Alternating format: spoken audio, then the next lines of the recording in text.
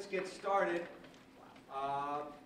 Efren Perez of the History Club is passing around some raffle tickets for Professor Rossabi's books. So at the end of the event, we'll draw some tickets and you'll get a chance to win Professor Rossabi's books. Very short introduction to the Mongols and also the Mongols and Global History documentary collection. So stick around.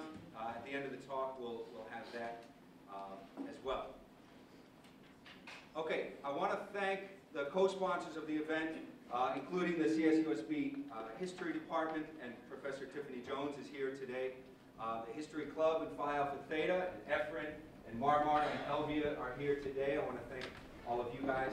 I want to thank Alan Lavore and Pamela Crossan, James Trotter, and Jolie Monclova, all for making this happen, and also we're available on Zoom this time, and hopefully that'll go forward.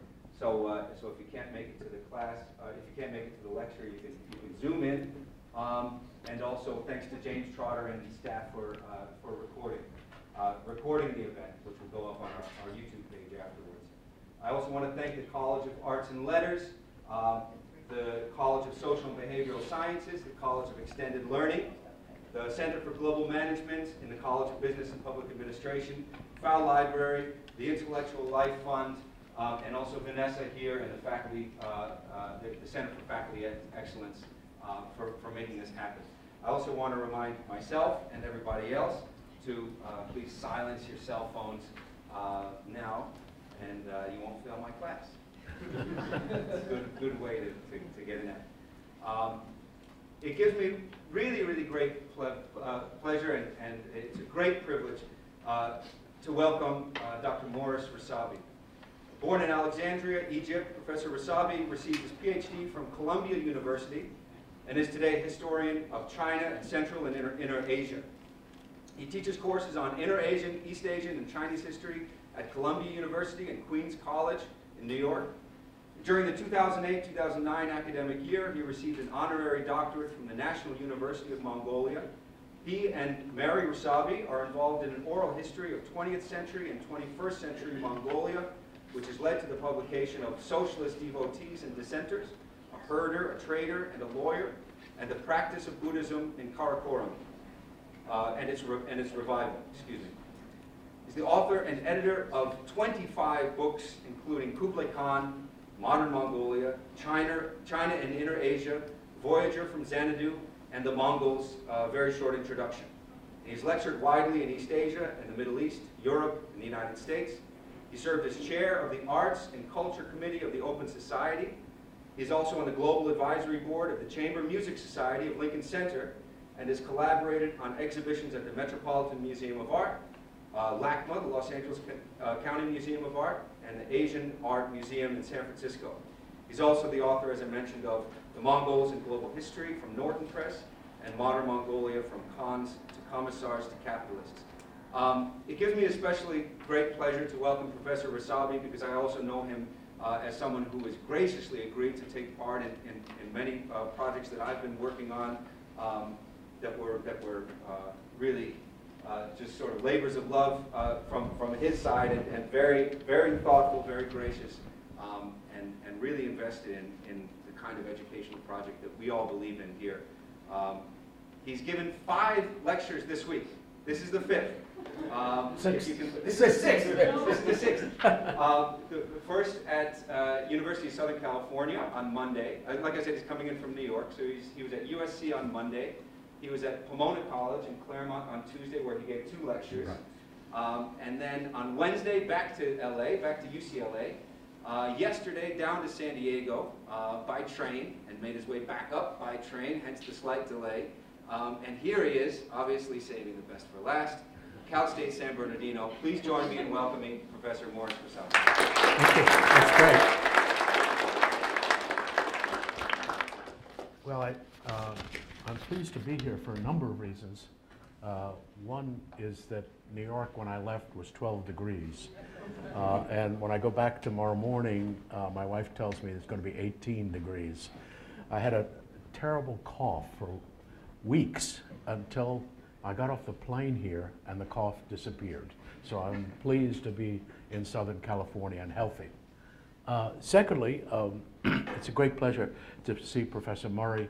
I've known him for many years. In fact, he took a course with me 17 years ago, 15. something like that. He's worked out this schedule brilliantly so that I'm talking like mad all across Southern California. And thirdly, I like to talk about the Mongols and China as well. And so I'll try to present you with work that I've been doing or have done in the past, and am continuing to do so.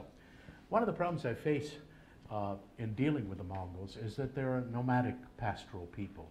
And it's very difficult. Although I spent 30 or so years trying to understand them, it's taken me quite a while to get any sort of feeling of nomadic pastoral life. And I really got the idea of why it was so difficult for my son when he was about 6 or 7, and they were trying to get in school, they were trying to get them to write.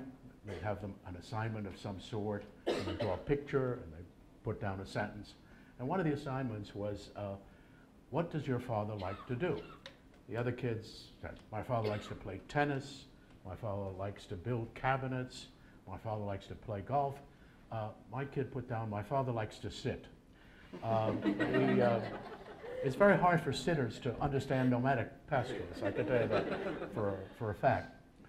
So let me talk today about the images that we have of the Mongols and the effort we have made to try to provide a more balanced picture about the Mongols.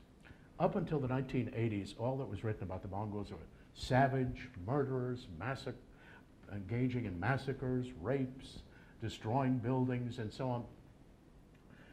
And that is certainly true. We don't want to deny that. They did considerable damage to various parts of the world, Russia, China, other places, Iran. But people who were involved in Mongol studies in the 1980s, all 2 of us, decided that we needed to provide a sort of a balance. And we talked about the Mongols in terms of global history, bringing the world together. It's no accident that the first Europeans to travel all the way to China came during the Mongol period. Not just Marco Polo, but other travelers as well.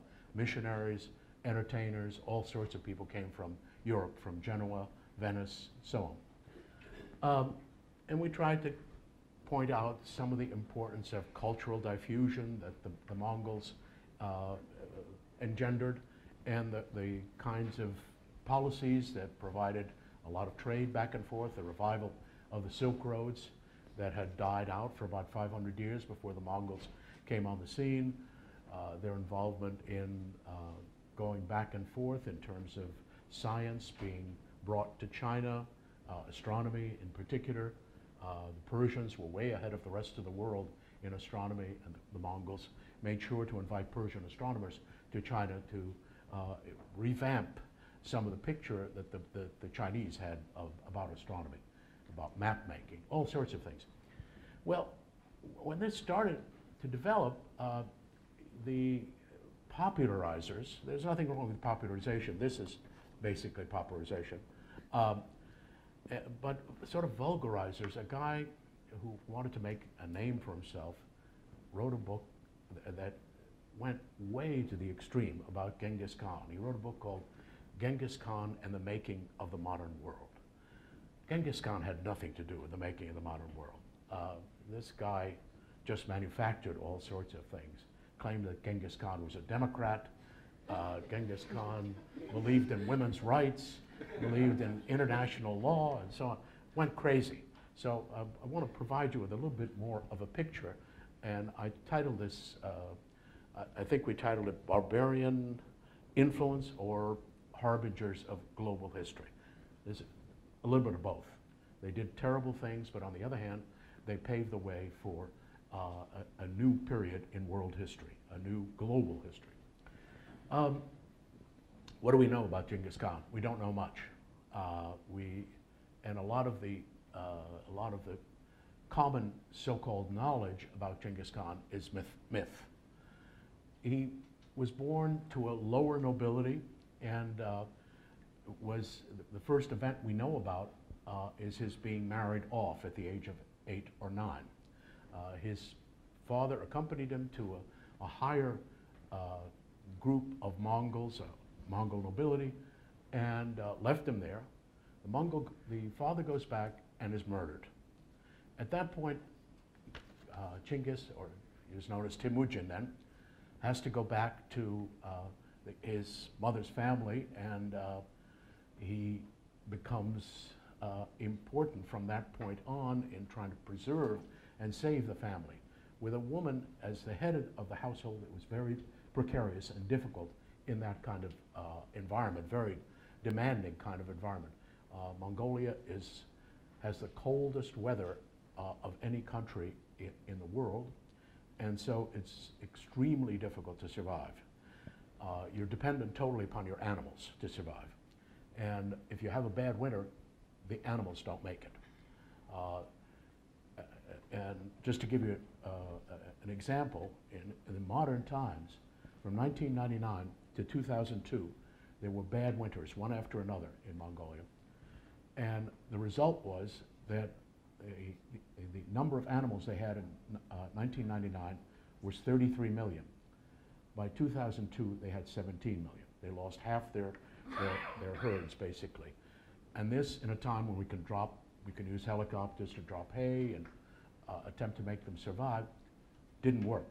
What they have is something called a Zud, Z-U-D, which is very dangerous, where there's a lot of snow, and then the temperature rises, and the snow begins to melt. But just as suddenly, the temperature decreases, and there's an ice covering over the grass. The animals can't get to it, and they die by the millions. One of the most awful things that you see, and I've seen it in a dramatic way, the animals try to break through the ice, and of course their teeth break, and they're done away with. They're killed because they can't survive. So this is the kind of atmosphere that Genghis found himself as a kid. His mother played a very important role in teaching him that the only way to survive was to form blood brotherhoods with other families. You needed help in this kind of environment, and this was probably his greatest achievement: diplomacy and administration. He was no great military genius.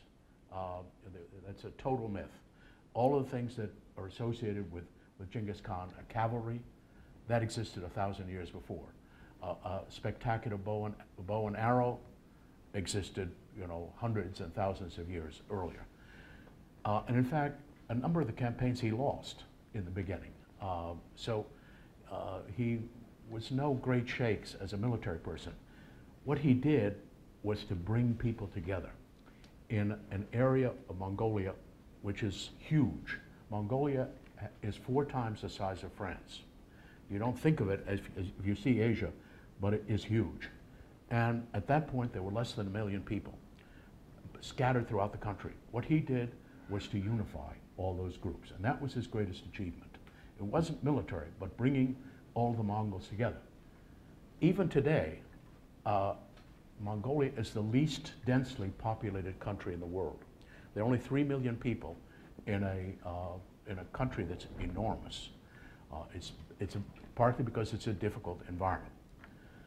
So Genghis unites the population, and again, his administrative policies are the ones that make him a great figure. Instead of basing his judgment about people on where they stood as members of the aristocracy, when he took power, he based everything on the basis of merit. Everyone who succeeded under Genghis Khan really was chosen for promotion on the basis of merit rather than being part of the aristocracy. And that meant that people were very indebted to him. Those who were chosen on the basis of merit had no aristocratic background, and so they were very, very loyal. and that's what kept things going. He engaged in 3 major military campaigns, and why did he do so? A lot of speculation. One of the speculation is the Mongols need trade. They, particularly when they have bad winters, they need trade with China. They need products that the Chinese have, grain, they need any craft or manufactured articles. They didn't have big machinery, so they couldn't produce pots. They needed iron, nails, they needed everything, and that came from China. So the Mongols were desperate for trade. At that point, at the time that Genghis took power, the people ruling China would not trade with the Mongols. So that was one factor that precipitated the emergence of the Mongols from Mongolia. Another factor was supposedly the sky god told Genghis Khan that he ought to bring the world under one sword. Unlikely. For one thing, Genghis never occupied any territory. It was his sons and grandsons that really created the Mongol Empire, the largest contiguous land empire in world history. So it's, again, another myth that he was a great conqueror. Third reason was that Mongolia experienced a terrible decline in temperature from 1180 to 1220, with the period in which he began to emerge from Mongolia. It was a small amount, about 1 degree, but 1 degree makes a big difference. There's a shorter growing season, less grass. If the animals are going to survive, they have to emerge from Mongolia. And so he does, and first campaign in the Northwest, where people had denied him trade, he doesn't win. In fact, there is a city which he hopes to flood. He tries to take the nearby river and divert it and flood that particular city, the city of the enemy. But in fact, they don't know how to do it, and his own soldiers are drowned. But somehow or other, the local people don't want trouble, and so they agree to provide him with trade. Then he goes to another group that controls what is now modern Beijing around 5 or 6 years later, and again, trade is denied him and his people, and so he attacks.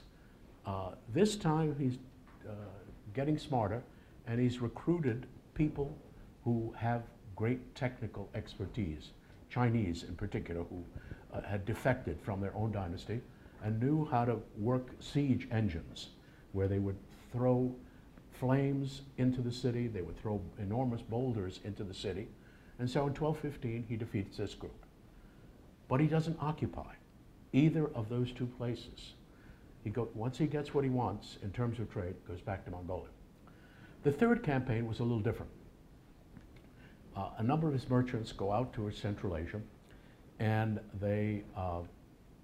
about 400 of them, 400 merchants, they go to a specific city, and the governor of that city executes all of them, claiming that they were spies.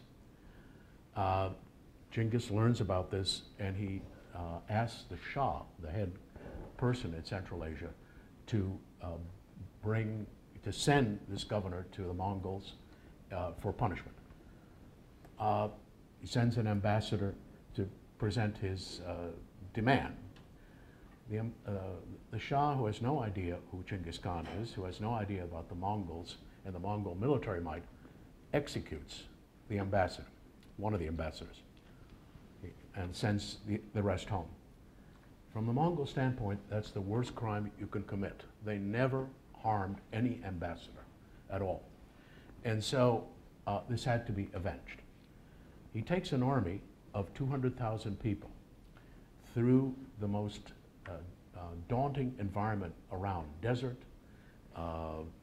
lofty mountains, and we don't know how he was able to do it. Great military historians have tried to figure out how they were able to go into Central Asia, quite a distance, through, as I say, some of the most daunting deserts around. And the problem is not so much with the men, but the horses. Each Mongol had 4 horses when they went out on campaign.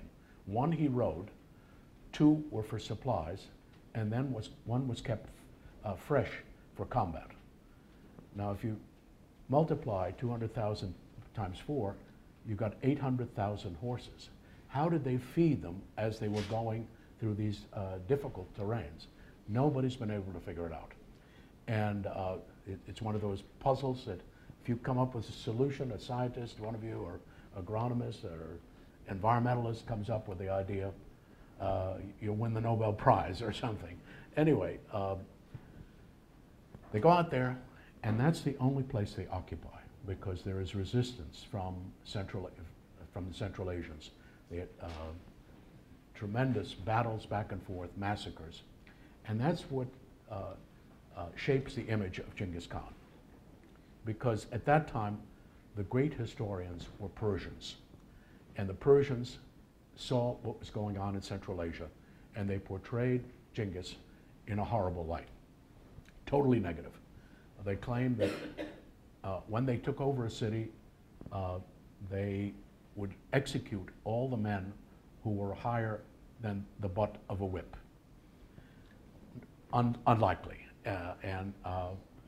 The Mongols learned very quickly that the way to success was to, in fact, when it took over a territory, to attempt to make it flourish so they could get more taxes, more tribute.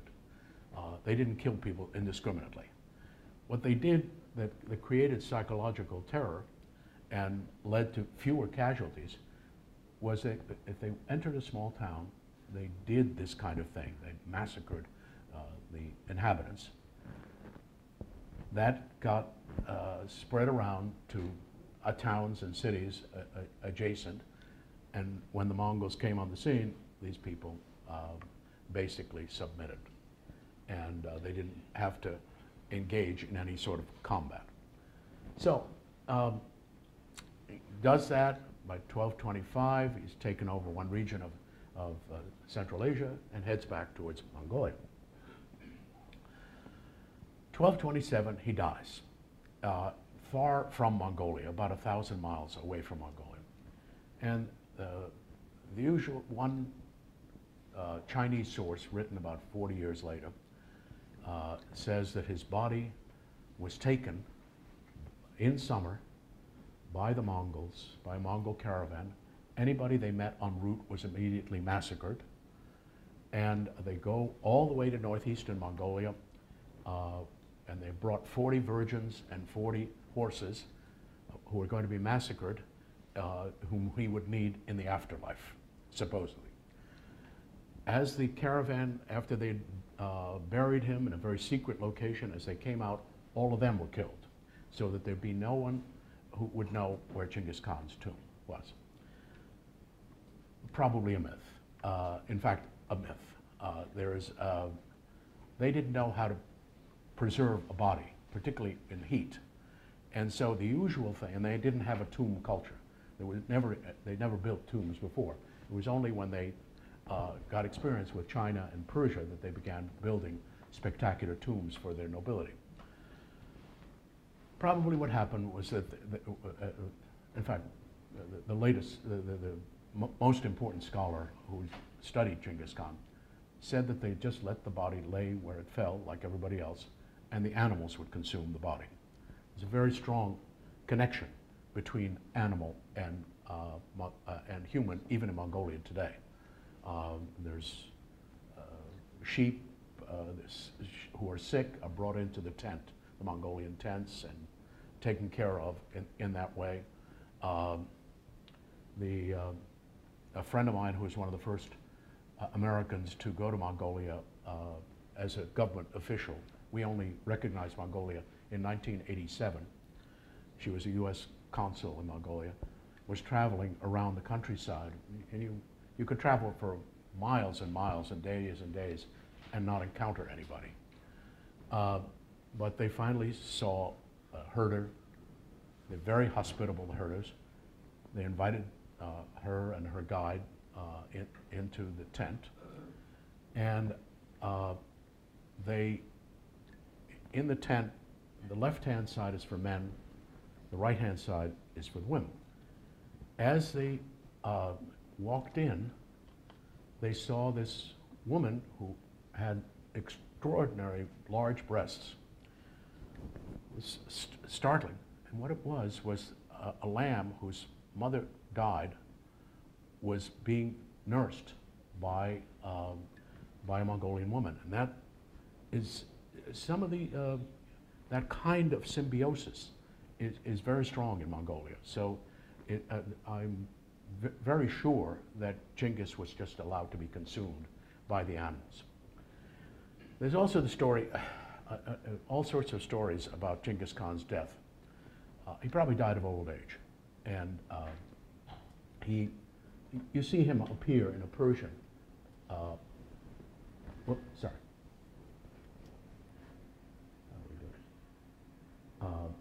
In a Persian manuscript. He's quite different than what he actually looked like. He never believed in really elaborate style of dress, but the Persians put him up here with very elaborate way, an elaborate throne, and elaborate textiles here. Horses always play a role. And he's receiving tribute, taxes from a variety of people whom he's conquered. Myth, basically. It was a typical kind of Mongolian military man who didn't enjoy tremendous luxuries. He lived, as far as we know from the secret history of the Mongols, the most important text, he didn't drink, he didn't fashion himself in elaborate clothing or anything like that. But why did he die? And some accounts are that he was shot during a battle, shot in the shoulder, and he died from the cumulative effects of that, from that wound. The other is he died of old age, got a disease. Unfortunately, about 7 or 8 years ago, a reporter from National Public Radio invited me to tape a kind of biography of Genghis Khan. We sat in a local diner in New York, and I told him, the story that I've been telling you. And he said, "Isn't there something colorful about his death?" And I said, "No, well, there's this crazy story. He'd taken a wife, one of the enemy's wives, a princess, or queen, and he had taken her with him as a concubine. She didn't want to be a concubine, so she placed a knife in her vagina, and as they were having sex, that was the end of Genghis Khan." An hour and a half I talked to him, and the only thing he put on NPR was this crummy story. And every year, they play it. I mean, I get calls from people. They must think I'm an incredible pervert or something. But the students hear it, and it's really a mind blower. And he presented it as truth. He kept everything out about this being a myth. Anyway, Genghis dies. And what is his legacy? First of all, trade. The Mongols believed in trade, and so he encouraged trade from that point on, trade that led to the revival of the Silk Road all the way to Europe. Secondly, unlike what you may think, what the common interpretation is, the Mongols love beautiful objects. And the result is gold objects, porcelain. You'll see some of it as I show you, as I turn on these slides. Tile work. There was a tremendous renaissance in art that was prompted by the Mongols in China, in Persia, and Russia. It's a great period in art, and the Mongols didn't produce it. There was a kind of renaissance of art in all of these places. Thirdly, he developed a policy of religious toleration of foreign religions. And so there is no discrimination when they took over China, they supported Buddhism. When they took over the Middle East, they supported Islam. When they took over in Russia, they supported Orthodox Christianity. So that legacy continued throughout the Mongol period. You never find them discriminating, not because they believed they were tolerant of all religions, but it made sense to them that if they got the support of the clerics, religious, the monks, and so on, it'd be easier to rule a foreign population. A law code. He developed a code mostly for the Mongols, so it didn't deal with agricultural things. It dealt with horse theft. If you stole a horse, immediately executed. All of the code was based upon nomadism and pastoralism. A written language. The Mongols did not have a written language till 1204, when Genghis commissioned a Turkic figure to develop a written language, known as the Uyghur written language. The one thing he did not do, which was to prove disastrous, was he didn't set up a regular system of succession to the Khanate, as to who was going to be in charge.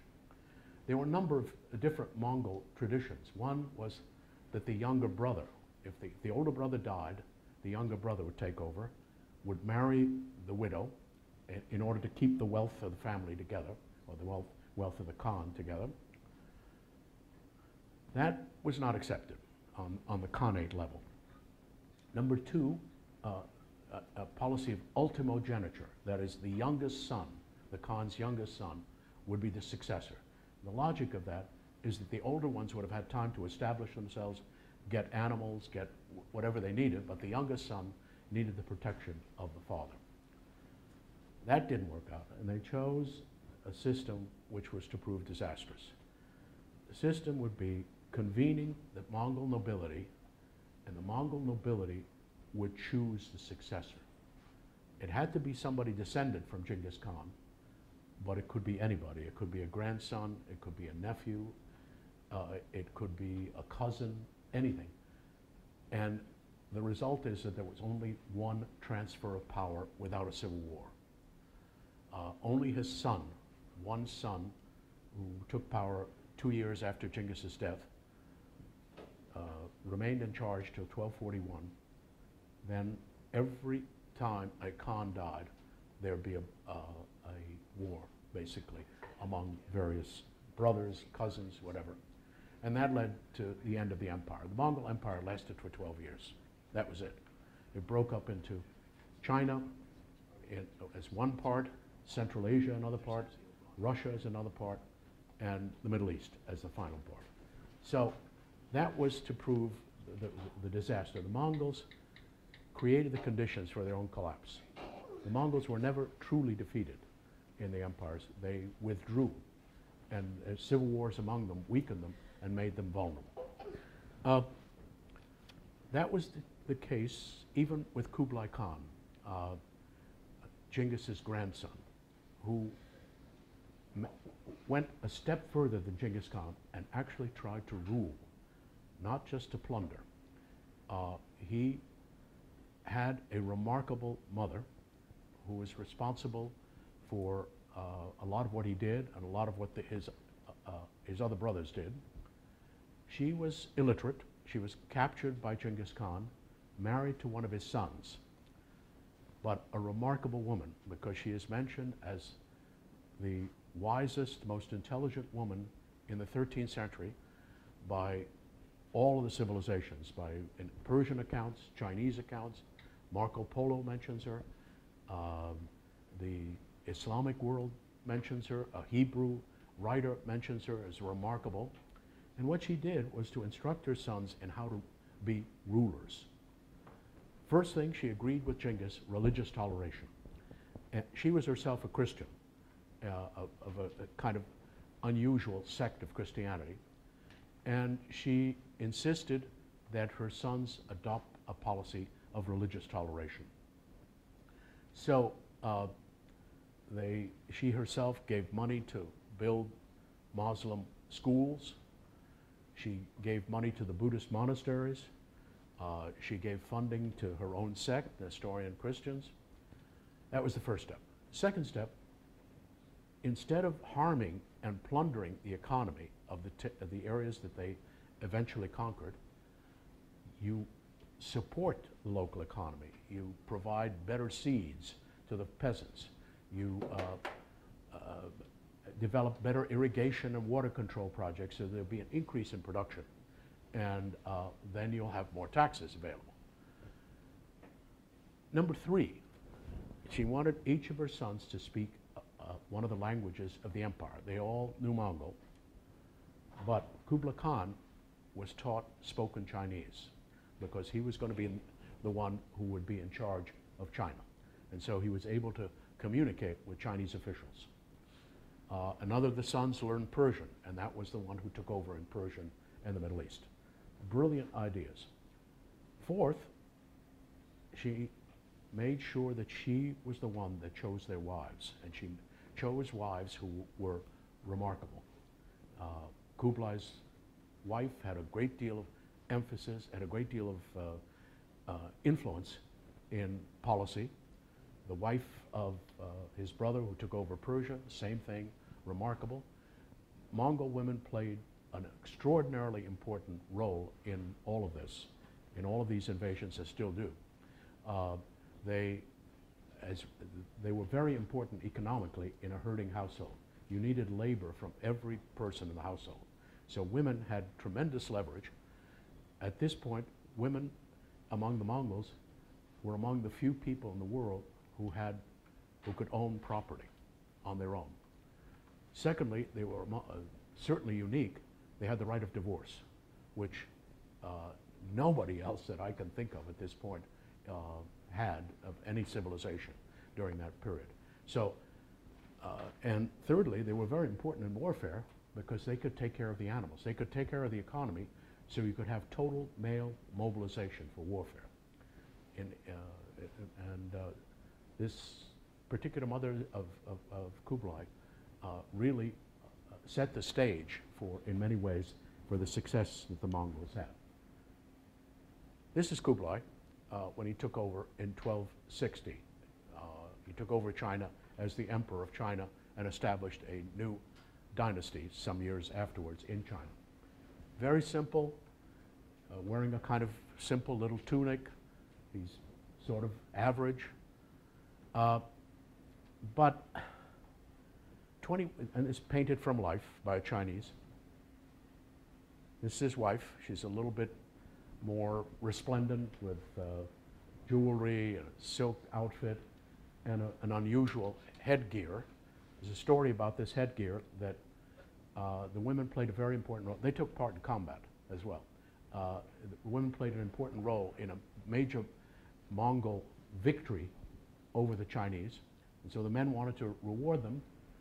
They designed this headgear, this hat. But they didn't want the women to get a swelled head, so it's in the shape of a boot that they would always know that they would be under the heels of the men. That's the story. We don't really know. 21 years after that first painting, here's Kublai Khan. He's obviously enjoyed Chinese food and has grown tremendously obese. This is, again, a painting done by a Chinese 21 years after that first painting. He's out on a hunt, no longer in a simple white tunic. He's got an ermine coat. He's got a fancy silk outfit and has grown pretty obese, leading to health problems. According to Marco Polo, Kublai had grown so enormous that no single horse could sustain his weight. When he went out on a hunt like this, he had to be placed on an elephant on these hunts. You'll also notice this rather this African figure. There were Africans in China, and it would be fascinating. We don't know what they were doing, but we know that some were slaves, but some played an important role in in the economy of China at that point. There's not been a real major study of the role of Africans. Wish somebody would come along and do it, but this is an interesting depiction. A friend of mine, who's a serious scholar, believes that the Mongols fell apart because of what he calls culinary decadence, which fits in with Kublai here. He says that the Mongols were in Mongolia. They could only have this kumis, this fermented mare's milk, only in late summer and early fall. So they could only get plastered during that time of the year. When they took over China, they had drink all the time. And so you have these descriptions in all of the sources, Chinese, Persian, Marco Polo, of these grotesque orgies of drinking, tremendous orgies. Same thing with food. When they were in Mongolia, they had meat, and that was it, and it was sparse. When they took over the rest of the world, there was enormous banquets and food, grotesque amounts of food being consumed. What my friend did, which was very clever, you can't obviously do anything with large numbers of people, but he looked at the Khans. The early Khans lived a normal life. They lived into their 70s, Kublai Khan 79. As you go along, they die in their 30s and 40s from culinary excesses and alcoholism, which remains a problem in Mongolia today. It's a very serious issue in Mongolia, and means that women are really, who don't drink by and large, are becoming more and more prominent in Mongolian society. About 80% of the university students are now women, which is a rather shocking number. The men, 100,000 men each year are picked up for alcoholism. They're put for their own protection. If they wind up on the street, they're going to freeze to death in winter. And so the men are less able to survive in this kind of environment. Anyway, Kublai realizes that if he's going to, his great genius was realizing that if he was going to rule China, he had to adopt Chinese institutions. And so he sets up a court that's very much Chinese-like. They adopt Confucian Chinese rituals at the court, they practice them. He sets up a capital city. Beijing was built by the Mongols. He basically does everything to support peasants, which is what Chinese government had always done. The only thing he doesn't do is recruit people on the basis of what the Chinese had traditionally done. The way to get ahead in traditional China was to take a civil service, a tough series of civil service exams, 3 levels of exams, and if you the first level like a bachelor's degree, second level master, top level PhD. Those who passed the top level were the people who became the governors of provinces, ministers, and so on. The way you did that was to master the Confucian classics, to really be amazing in terms of China and Chinese writing. Write a beautiful poem, your calligraphy. If he did that, the only people that he could recruit were Chinese, people who had just been conquered. So they didn't do that. That was the one thing they kept out. But otherwise, they supported the peasants, they supported the Confucianism, they supported Buddhism, and on the other hand, they introduced new ideas, or he introduced new ideas. The merchants in Confucianism are regarded as parasites. They don't produce anything, and there's a general Confucian hostility towards merchants. You keep them down. The Mongols, who had a different attitude towards trade, reduced the taxes on merchants and basically elevated the status of merchants so that you could have contact with the rest of the world. They made it easier for merchants to get loans so that they could engage in long-distance Silk Road trade. They built bridges, roads, so that merchants could travel rather easily. The other thing they did was craftsmen. The Mongols, the Chinese loved the products produced by craftsmen. Porcelain, jade, textiles. But working with your hand was not as good as working with your mind. So craftsmen were lower down in the social hierarchy. Mongols changed that. They loved beautiful objects, and so craftsmen were given a higher position than they had been under the Chinese. And that was what in part led to this extraordinary cultural renaissance, artistic renaissance, which I'll show you in a minute. Kublai also was trying to be the emperor of everybody. And so when you get to depictions of him in other cultures, this is a depiction of him by Persians. He's become a kind of Persian sage. He is portrayed as more Caucasian than he was in an Islamic scene with lamps, tile work, divans, sort of couches where they undertook policy recommendations.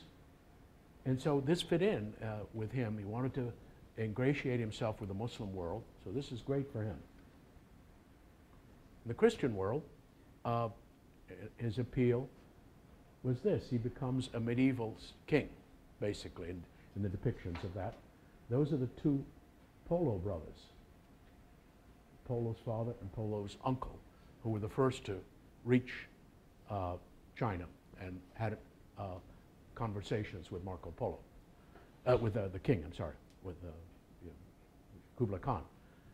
There's a big controversy which is totally useless, actually. The book written about 10 years ago tried to point out that Marco Polo never reached China. He did. There's no question that he reached China.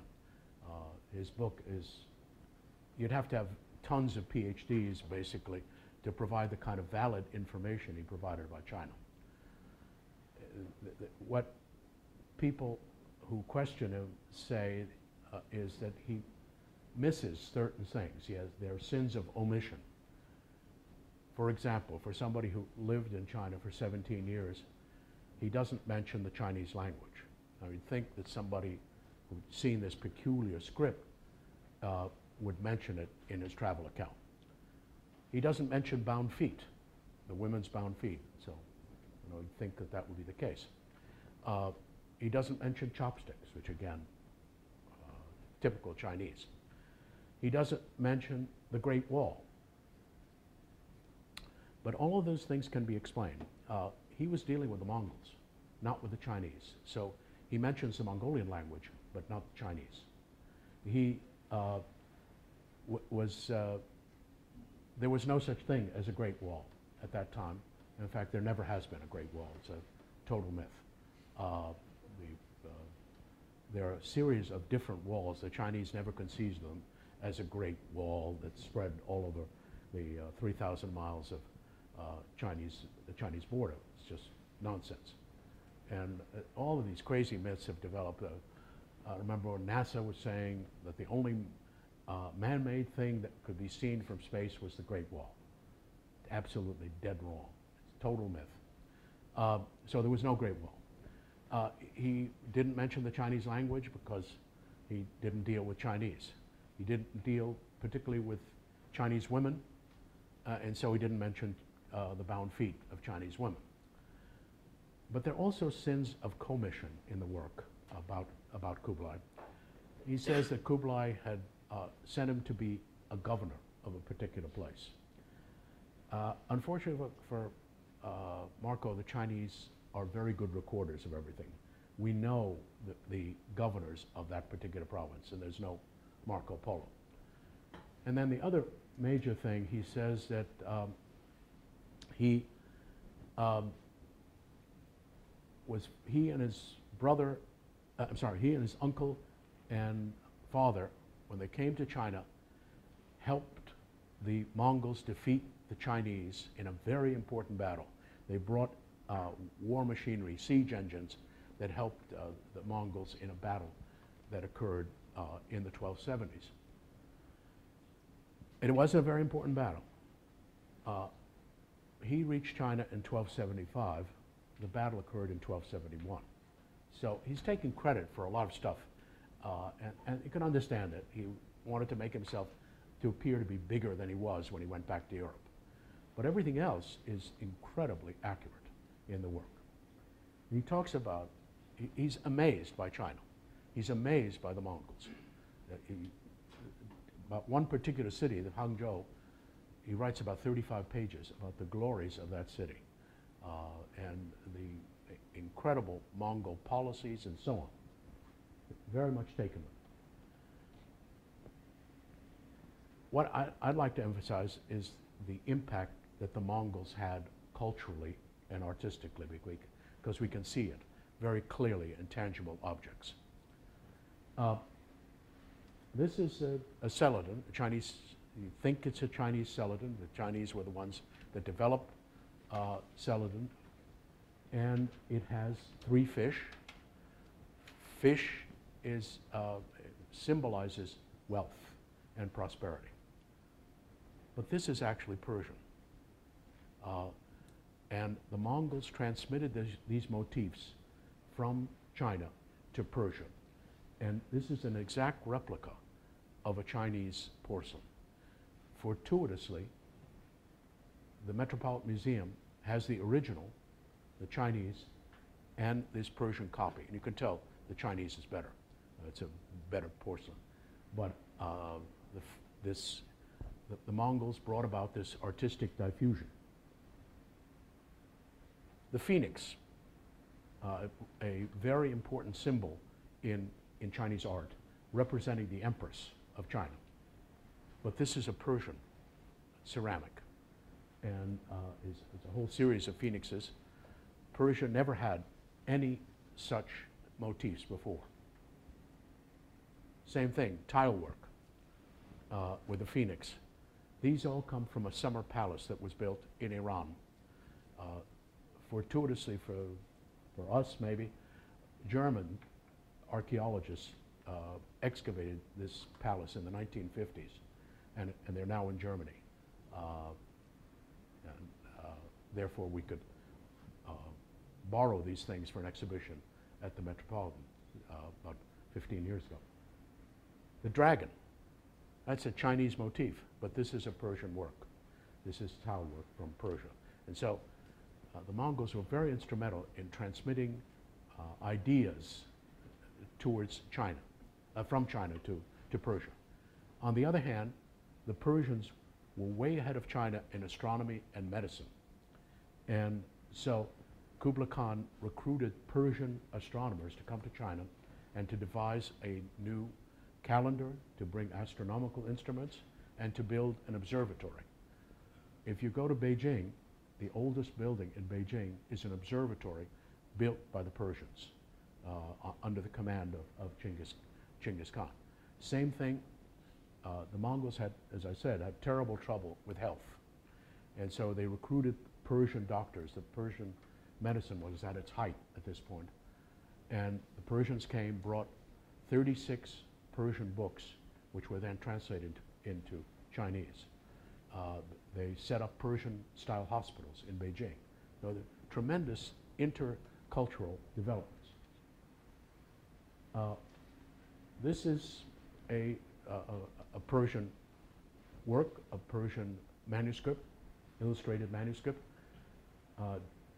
It is an illustration of the first world history ever written by a Persian named Rashid ad-Din. The Persians, at this point, Persian was the English of the world. In other words, you could find Persians, people who spoke Persian in Genoa, you could find them in Beijing, you could find them anywhere. Persian was the lingua franca, the most common language. And this particular guy, Rashid ad-Din, wrote the first world history. He started with a history of Iran, expanded to a history of Islam, expanded it to a history of the Jews, of China, India, Europe. So the Persians were way ahead in terms of the writing of history. And I remember when I was a graduate student, we all took a course at Columbia in the great historians of the past. And each great figure at Columbia then had a remarkable group of historians. Richard Hofstadter talked about American historians. Peter Gay, a very great historian of the Enlightenment, wrote about some earlier figure who wrote about the Enlightenment. Fritz Stern, a great German historian, wrote about Mommsen, who was one of the early German historians, and so on. At the end of the course, the guy who was in charge, managed the course of medieval historians, said, you know, if you're interested and can offer suggestions, please come see me. And like a jerk, I went to him and I said, oh, this is a great course. But have you ever considered Asian historians? And he turns to me and said, are there any? Well, the Chinese have the longest tradition of historians in the world, practically. Persians have tremendous historians. I think the American and European historians in Columbia still think in those terms. The only great historians are the Chinese and the Westerners. In any case, this is a description and fits in with this global idea. Here is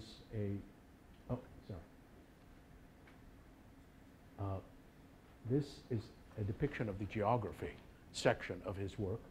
And you see here a Nepalese person, Nepalese house, great just picture showing costume, this Chinese house, and so on. But what's most interesting is that all of this stuff comes from Chinese landscape painting. The mountains, the crenellated mountains, derive totally from Chinese landscape. The trees come from Chinese landscape painting. So even painting in Persia was influenced by the Chinese during this time, brought about by the Mongols. This is the quintessential kind of textile that shows what the Mongols really did. They brought the world together. It's a textile at the Metropolitan Museum now, which in terms of height is about from the bottom here to above the ceiling. In terms of width, probably from there, the window, to right about here, I would guess. In the late 1970s and 1980s, when China opened up, a whole bunch of textiles were smuggled out of Tibet, Chinese textiles. The Chinese provided gifts to the Tibetan Buddhists, and the textiles were kept under perfect conditions in the dark, so that the colors did not fade. About 60 of these came out in the 80s, and the Metropolitan and the Cleveland Museum were in an ethical quandary. Should they purchase things that were stolen, basically, and smuggled out? They finally decided they would do it, otherwise these textiles would wind up in private homes and nobody would ever see them. So they bought these 60 objects and put together a great exhibition. 1990, this thing comes out, the most incredible of these textiles. And it came to a dealer who, incredible as it may seem, thought he could make more money by cutting it in four. And so he cut it in four, sold 2 pieces to another dealer in Tokyo, and sold 2 pieces to a dealer in Geneva. Nobody would have known that this was part of the same thing. In one of those things that makes you sort of think there is a divine presence of some sort, James Watt, the head of the Metropolitan East Asian Art Division, happened to be in Tokyo and Geneva within a month of each other and was shown the 4 different pieces. He obviously recognized that they were from the same thing. And the dealer got the last laugh. The Met estimated that it would have cost $1.5 million if they had the whole thing. They paid $6.2 million for the 4 different pieces. But this is a mandala, a Buddhist thing, and it's absolutely one of the things you can't do with textiles is date them. This can be dated to a specific year in 1329. These are here, these 2 figures are brothers who were fighting it out. Remember I was talking about the civil wars, fighting it out as to who would be the emperor and the great Khan of China. And they were about to engage in a civil war when the older one, this guy here, said he would allow his younger brother to become the emperor. And so they commemorated this by ordering this textile to be produced. And if you look over here, these are their wives. Remember the hat? So the hat was worn even in those days. But it has everything. Up here are great Tibetan monks who can be identified. Down here, there are Hindu figures.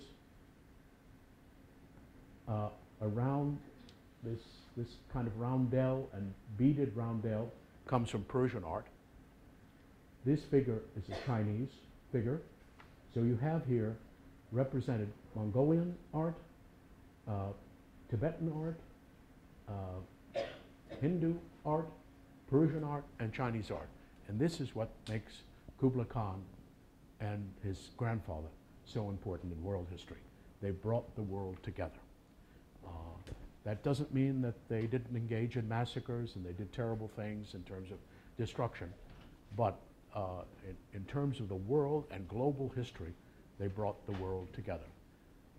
The other thing about Kublai, I'm not going to spend time, much more time, two things I want to emphasize. One, Kublai came up with the idea of developing a written script that could be used with all the languages in the Mongol domains.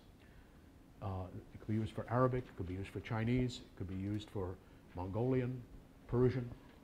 He recruited a Tibetan monk, Tibetan Buddhist monk, to devise this script. And it's a phenomenal, accurate phonologically. It was devised in 1269. They tried to impose it on the population. But a written script always comes from below. It doesn't come from above. And so they tried every conceivable way to have people use this script, but it was only used in passports. It was only used on money that was produced by the Mongols, paper money. Actually, the Chinese developed paper money, as you probably know. Marco Polo was the first to indicate that paper money existed. He was startled by the fact that they used paper money. It's embossed in porcelain, and if you find a porcelain with this script, buy it. It's the most valuable porcelain. It gets the highest price of any porcelain, any Chinese porcelain anywhere. It's remarkable that there are so few of them left. There are a couple at the British Museum, a couple in National Taiwan, the National Palace Museum in Taiwan, and a couple in China, but there were tons produced. Nobody knows where they are. The other thing that Kublai is responsible for is his own death. In 1294, he dies, and by this point, they have developed a tomb culture. The Chinese sources and the Persian sources both agree that he was buried somewhere in Inner Mongolia in a very elaborate tomb.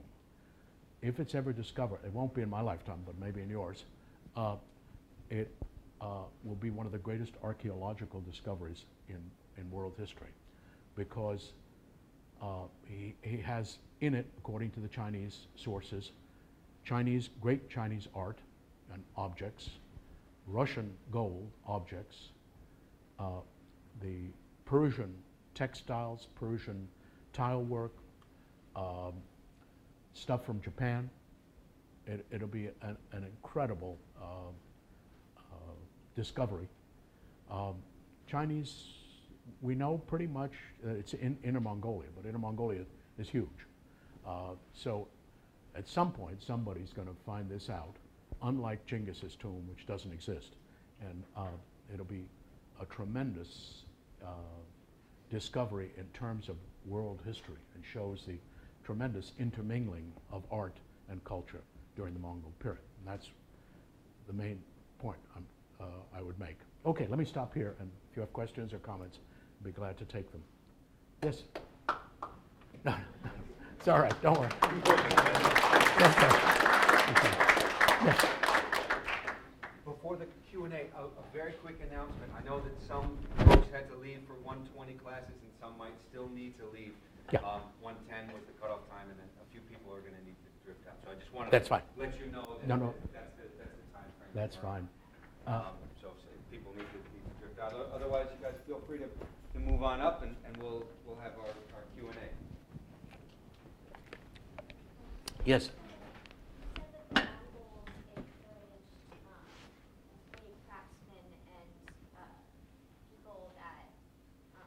In crafts, you mean? And merchants, they raised them in status. Did that remain so after they left China? They still needed trade after they left China. But the Mongols, again, after they withdrew from China, fell back into the traditional pattern of lack of unity. And that made them extremely vulnerable. So that in the 17th century, China took advantage and took over Mongolia. They ruled for about 200 years, and that has resulted in tremendous hostility on the part of the Mongols towards China. They believe they were taken advantage of, exploited, and so they're very worried about the Mongols. They're very worried about the Chinese today. They're very dependent on China today, but there's no love lost towards the Chinese. They still need a lot of products from China.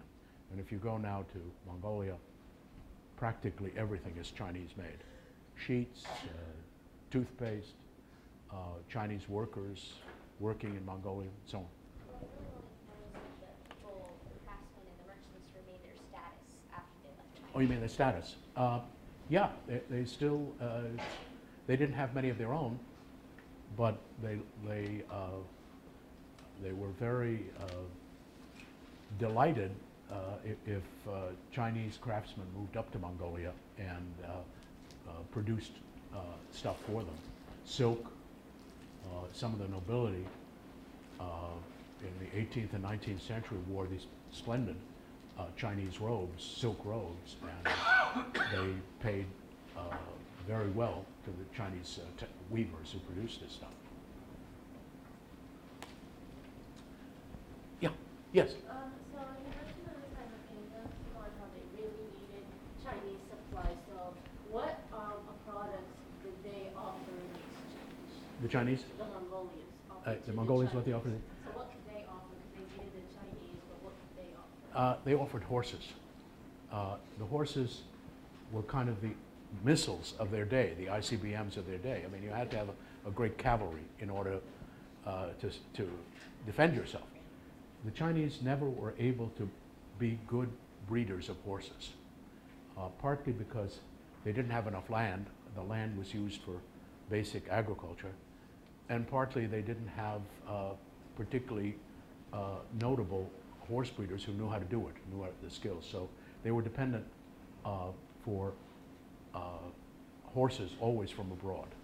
And that was one item. Animals and animal products, another product that they received from the Mongols. The Chinese always said that they didn't need anything from abroad. They were totally self-sufficient. Not true. They did need horses and other things. Yeah. Yes? Okay, I have two questions. I know, like, for example, the Eskimos. I'm sorry, I couldn't hear you. Sorry,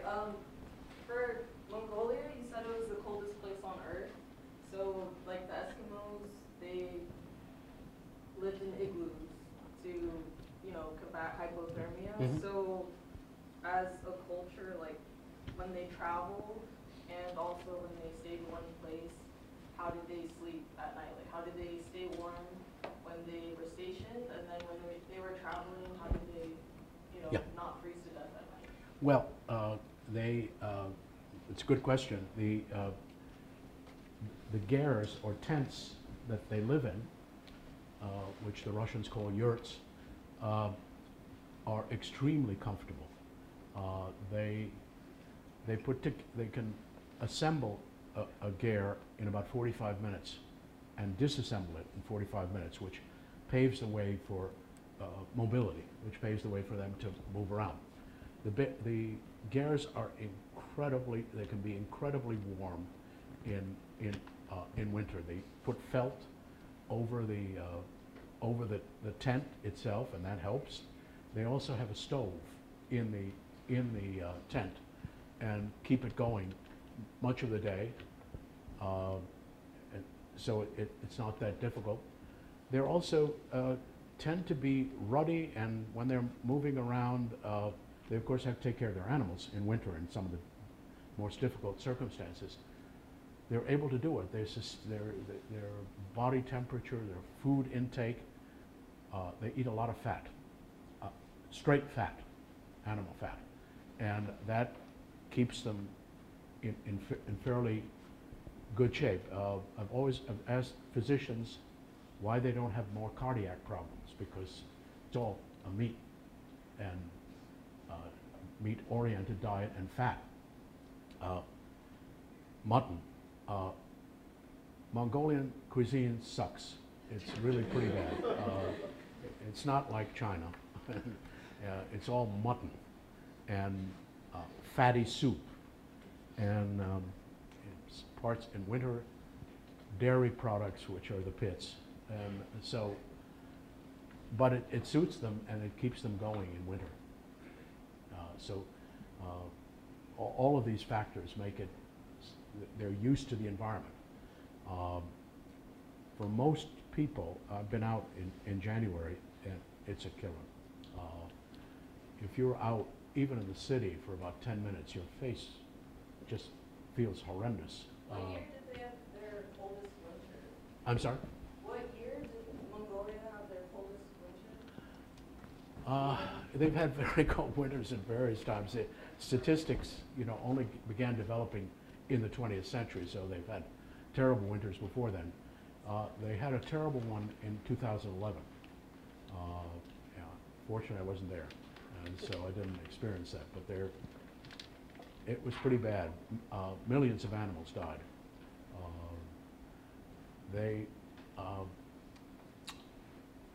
For a variety of reasons, herding, which survived for 800 years, is now dying out because of policies that the Mongols were instructed to follow by international financial agencies like the World Bank, the International Monetary Fund, privatize the herds. There's never been privatization. People have to work together in kind of a cooperative way to survive. If you have 150 animals, each household, you can't on your own do that. And so privatization has been a total disaster. The result is that many herders have given up. About half the population now is in the capital city, which is a total disaster. There aren't enough sanitation facilities, water. There's no the poor who come in from the countryside ring the city. They set up tents or little wooden sheds. No running water, poor sanitation, hardly any trash pickup by the government, and I'm afraid the international financial agencies like World Bank and International Monetary Fund have a lot to answer for in terms of what's happened in Mongolia. There's a virtual depression there now. was needless, in my opinion. Yes, sir. Simple question. So this name, Genghiss, in original Mongolian, how do you pronounce it? Genghis. Genghis. So why did it become like Genghis. It's a distortion by the Persians. They But in Persian, you have Che sound that you prompting. you have it was just a misreading of the text. Genghis is the right appellation. It became But in Urdu, Urdu is my language. So in Urdu, it is Genghiss Khan. there's a Genghiss Khan. yeah In Urdu. Chin with a Z at the end, a sort of a sound. Yeah, like J and Z Yeah, sound. yeah. Genghiss Khan in Urdu. But what happened was that it was a little bit off, and then as Europeans interacted with the Persians, they extended the misappellation of the term In Persian. in Persian, and then Europeans called it Genghiss Khan. It got So all you're going to pick Persianized version. right. They picked because the Persians were the lingua franca of that time period, and But so it is interesting because in Persian, as you know, J is a very clear and prominent sound. yeah, right, J. yeah. It's just one of those distortions, unfortunately, that happen. And nobody knows what Genghis means, actually. Some Has people. anything to do with Jung? No, it's Turkic. It's actually not. It was presumed it was Turkic, which in Turkic, in the Turkic language, if it was Turkic, means ocean. Jung. Genghis, yeah.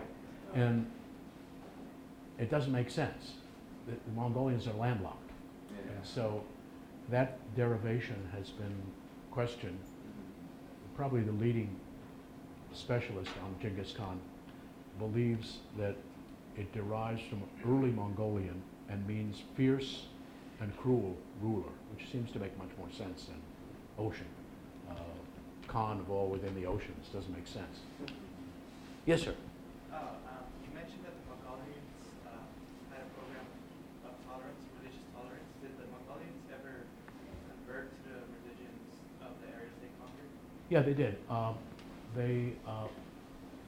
After leaving China and these other places, after the collapse of the empire, they went back to Mongolia, and they didn't have this unity. They were split apart into various tribes and peoples. So one of the Khans, a descendant of Genghis Khan, 300 years afterwards, in the 1570s, came up with the idea that if they had religious unity, if all of them believed in one religion, that would translate into political unity. So he invited a Tibetan to come up to Mongolia in the 1570s to instruct the Mongolian elite in Tibetan Buddhism. And the Tibetan was extremely successful. Most of the elite turned to Tibetan Buddhism, and then the population turned to Tibetan Buddhism within 30, 40 years. He tried to get this, the Tibetan cleric tried to give this Khan a lot of support, so he claimed that this Khan was a reincarnation of Kublai Khan. So he gave him a pedigree to become the ruler, and he also said that he was a reincarnation of the Bodhisattva of wisdom. So he gave him both secular support and Buddhist support.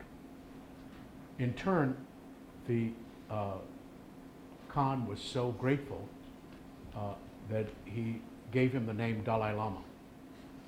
Dalai Lama is a Mongolian word, it's not Tibetan. And so they helped, the Tibetans were helped. The Dalai Lama became the head of all of the religious Buddhists eventually. But for the Mongols, religious unity did not translate into political unity. They weren't helped in that sense. And so coming into the 17th, 18th century, they were taken over by China, really. Let me try this and then you. Yes, yes, sir. So you said the Mongolian Empire only lasted for 12 years? Yeah. Yet the Khans were still in power for some generations, regardless of the civil war. So who was in charge during the Mongolian Empire? When was it? Well, the Mongolian Empire would be, of course, Genghis Khan, but during his stage, very little was conquered. His son took over 2 years after his death, and he was the one responsible for expanding the empire. They moved into Russia during that time period. They took Korea. They took over Manchuria. Took over North China. So the beginning of the expansion of the empire.